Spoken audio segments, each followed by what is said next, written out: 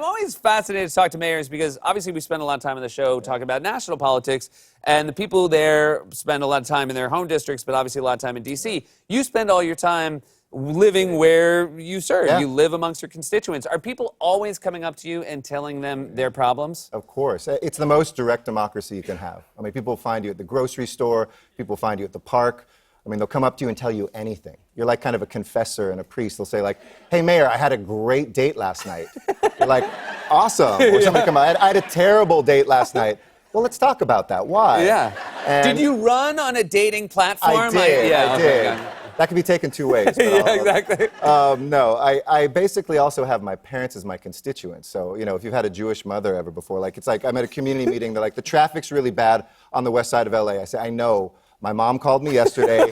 She had trouble getting to my dad. And so it's a very accountable thing. But all joking aside, it's also where politics still lives. It's a place where you can listen to people, solve their problems, and actually accomplish something, which is so different than what we see in Washington. And that's not unique to LA. That's every local community, I think, where we live. So, you know, don't give up on American politics just because of what you hear coming out of DC. And do you think in general there's more optimism and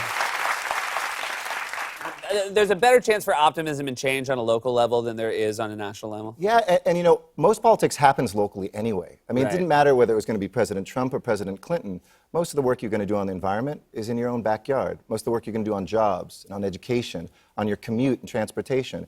And people forget that because I think we cede a lot of power to Washington, D.C., but look at these kids in Florida. Like, that's their local community. There's more leadership coming out of our teenagers than coming out of Washington, D.C.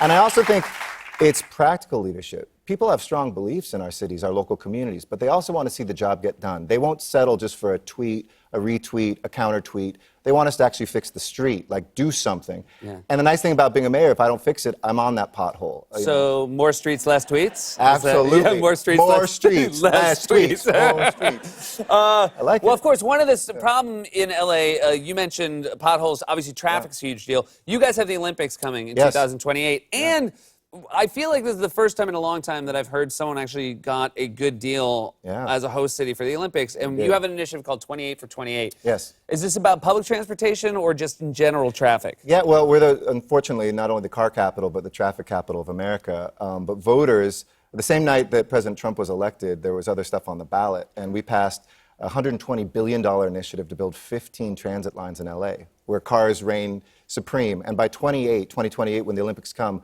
we'll have 28 of those projects done that are improvements of roads, new lines, a lot of middle-class jobs, too, that you can't export.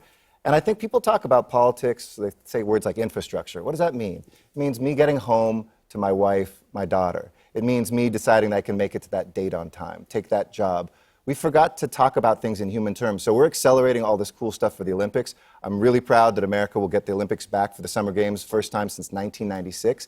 And we're going to make money off of it because we have everything basically built in LA, from the Rams Stadium that's going to be coming up, using UCLA as our Olympic village. So we can focus on providing sports to a bunch of kids leading up to then and after. That's really exciting. Yeah.